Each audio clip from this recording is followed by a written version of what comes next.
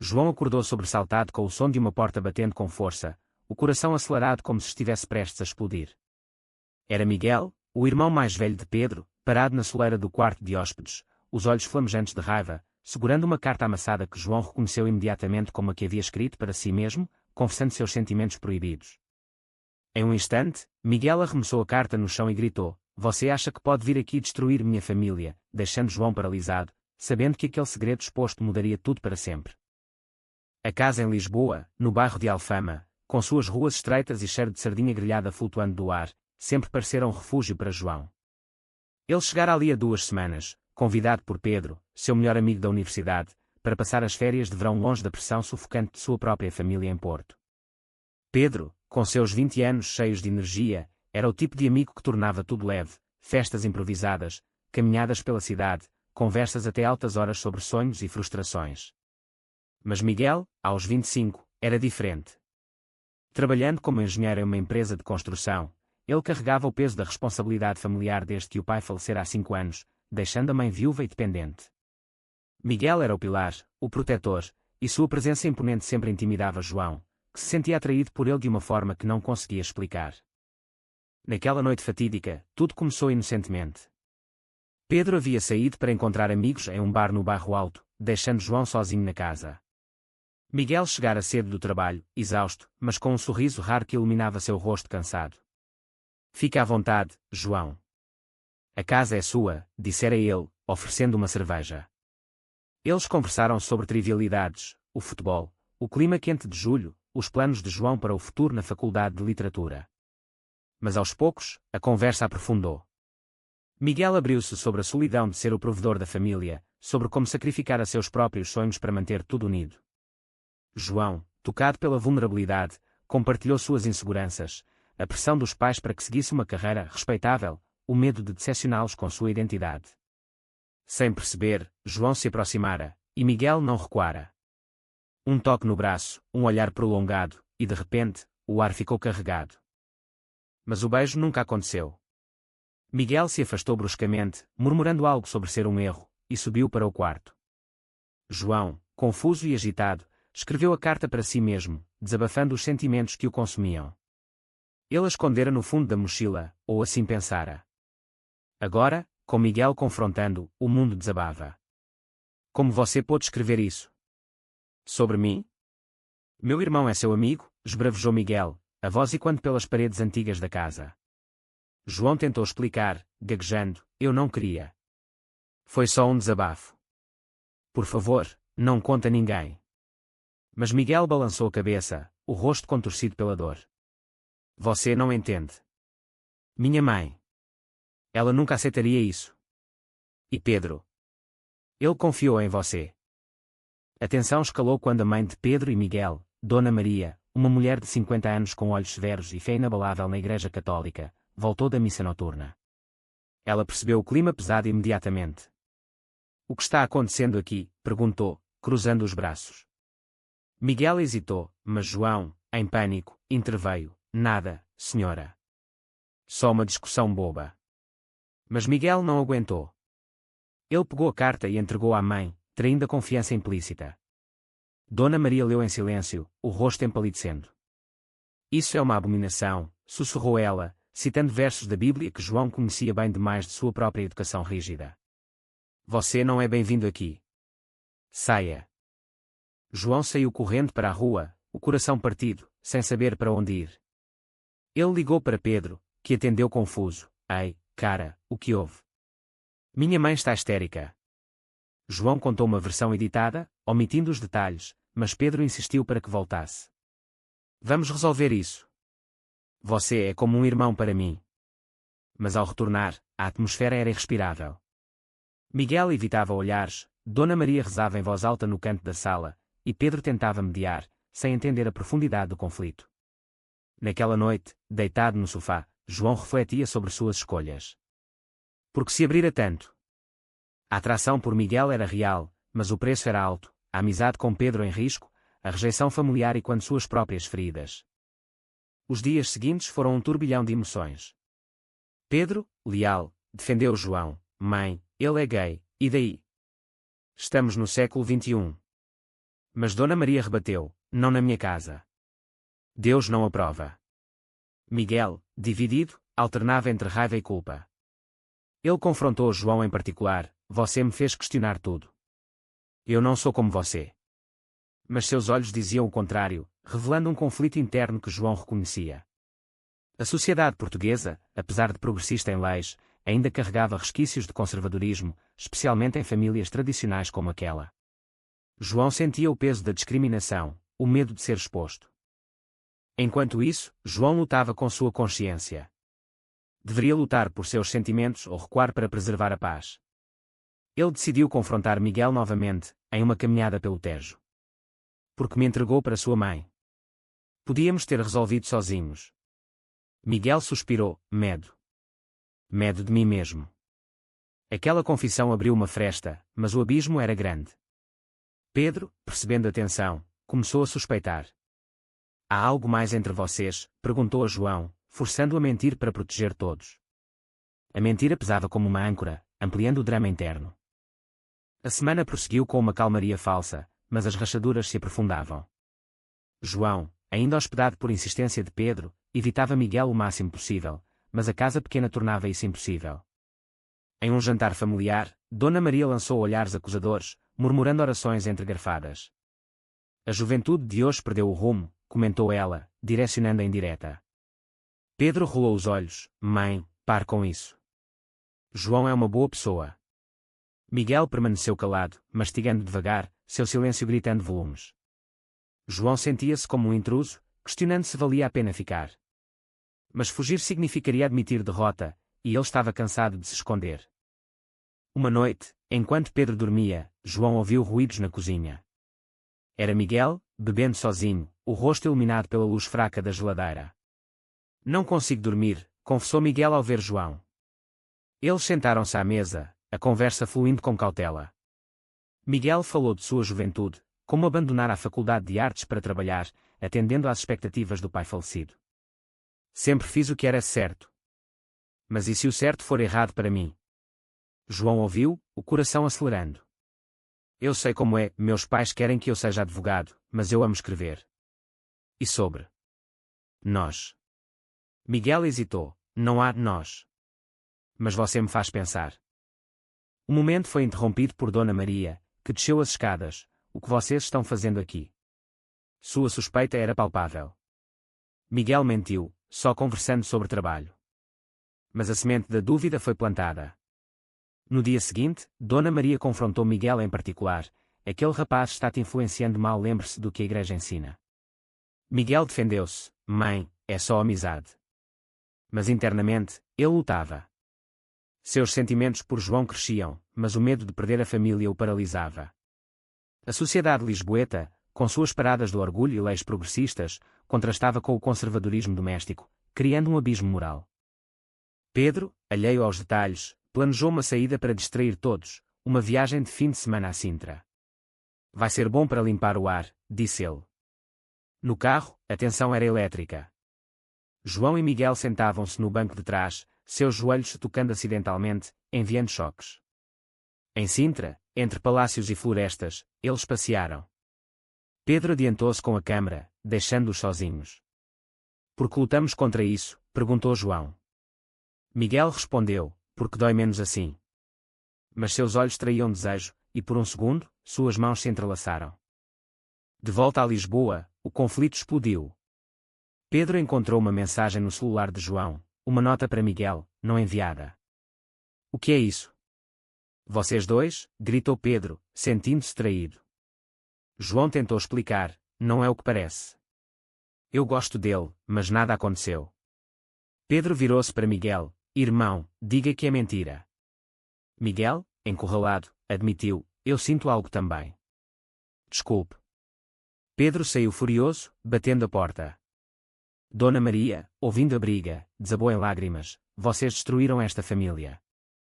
João, culpado, considerou partir. Mas Miguel o deteve: fique. Enfrentemos isso juntos. Pela primeira vez, eles conversaram abertamente sobre seus medos. João falou da rejeição em casa, pais que o mandariam para terapia de conversão se soubessem. Miguel admitiu sua bissexualidade reprimida, o medo de ser rotulado.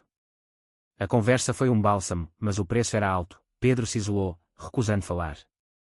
A amizade de anos estava em risco, e João questionava se o amor valia a perda. Dias depois, Pedro confrontou João: "Você me usou para se aproximar dele."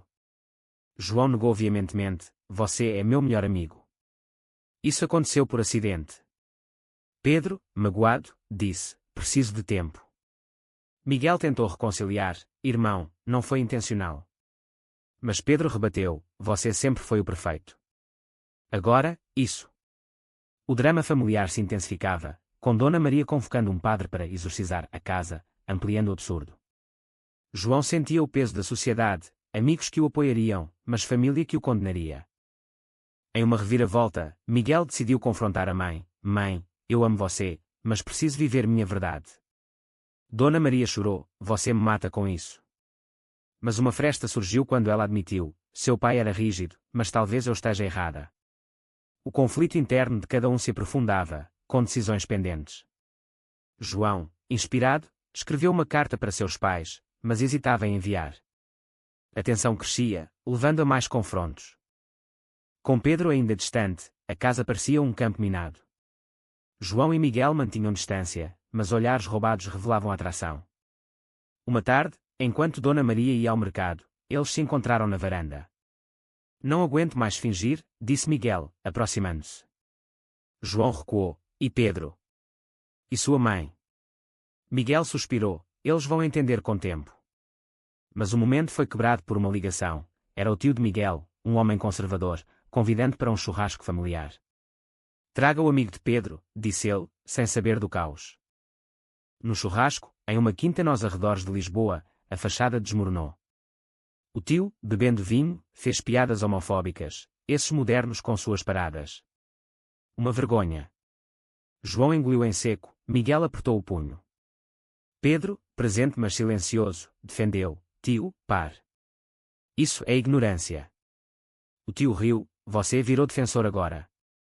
A discussão escalou, revelando as divisões familiares. Dona Maria tentou acalmar, mas seu silêncio anterior atraía. João sentiu-se exposto, questionando sua presença. De volta, Pedro confrontou Miguel: "Você o protege mais que a mim." Miguel rebateu: "Você é meu irmão. Mas eu tenho direito à felicidade." Pedro, chorando, admitiu: "Sinto ciúmes. Medo de perder vocês." A reconciliação começou, mas lenta. João, mediando, disse: "Não quero dividir. Quero unir." Mas internamente, duvidava. Seus pais ligaram naquela noite: "Quando volta? Precisamos falar sobre seu futuro." João mentiu: "Tudo bem aqui." O peso da dupla vida o esmagava. Miguel, determinado, planejou uma conversa com a mãe. "Mãe, eu gosto de João. Não é escolha, é quem sou." Dona Maria ouviu, lágrimas nos olhos: "A igreja diz que é pecado." Miguel argumentou: "A igreja evolui." "E o amor?" Ela hesitou: "Preciso pensar." O conflito moral se aprofundava, com Miguel questionando sua fé. João, apoiando, compartilhava histórias de amigos que superaram rejeição. Mas o medo persistia: e se perdessem tudo? Uma traição inesperada veio de Pedro. Em um momento de raiva, ele contou a um amigo comum, que espalhou o boato na universidade. João recebeu mensagens: "É verdade. Você e o irmão de Pedro." O pânico se instalou. "Por quê, Pedro?" perguntou João.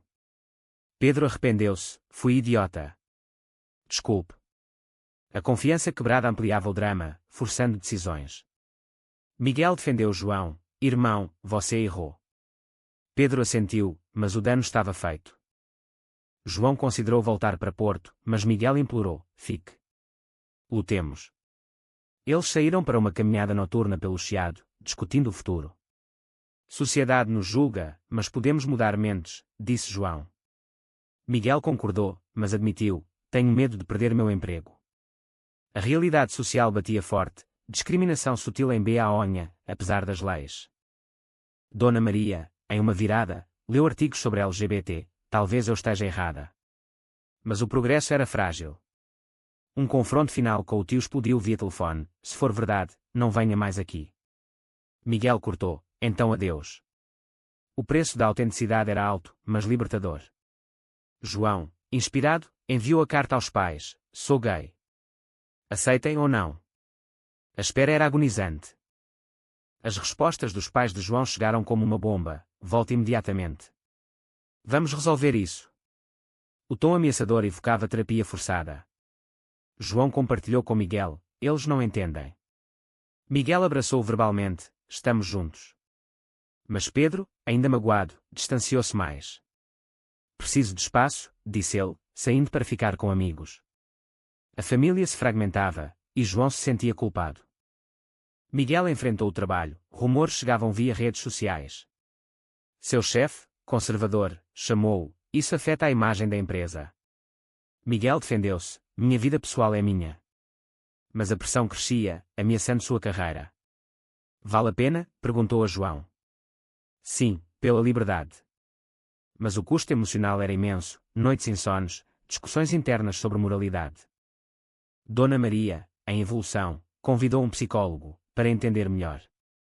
A sessão foi reveladora, o profissional explicou a orientação sexual como natural. Dona Maria chorou, eu errei com vocês. Miguel agradeceu, mas o dano passado doía.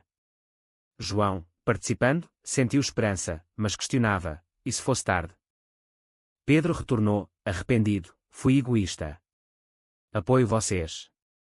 A reconciliação veio com abraços, mas cicatrizes permaneciam.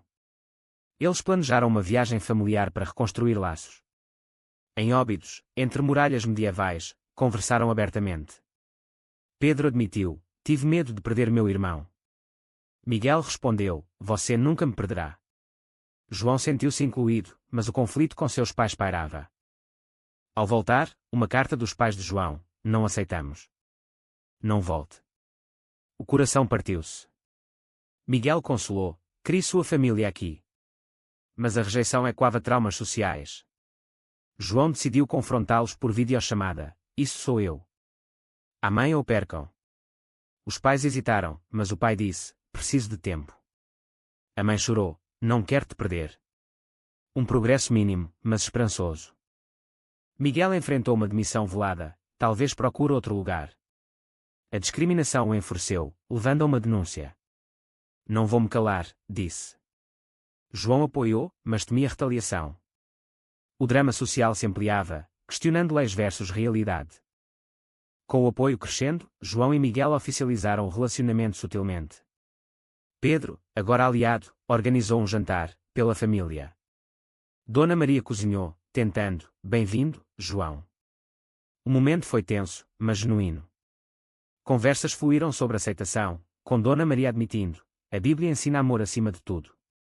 Miguel sorriu, obrigado, mãe. Mas desafios persistiam. Amigos de João em Porto cortaram contato, e quando preconceitos. Ele escreveu um artigo anónimo sobre sua jornada, publicado em um blog LGBT, gerando debates. Miguel leu, você é corajoso. Mas o anonimato era necessário, destacando medos sociais. Pedro, em redenção, confrontou o amigo que espalhou boatos, você errou. A amizade se fortaleceu. João refletia, as escolhas trouxeram dor, mas crescimento. Miguel propôs morarem juntos, construamos nosso futuro. João aceitou, mas com cautela. Os pais de João ligaram, estamos tentando entender. Uma visita foi marcada, cheia de ansiedade. No aeroporto, abraços hesitantes marcaram um novo começo. Desculpem, disse o pai. João chorou, obrigado. A história culminou em uma reflexão coletiva, perdas e ganhos. Miguel perdeu o emprego, mas encontrou o melhor, inclusivo. Dona Maria juntou-se a um grupo de apoio para pais. Pedro tornou-se ativista sutil. João escreveu mais, inspirando outros. Mas será que a sociedade realmente muda, ou as batalhas pessoais são eternas?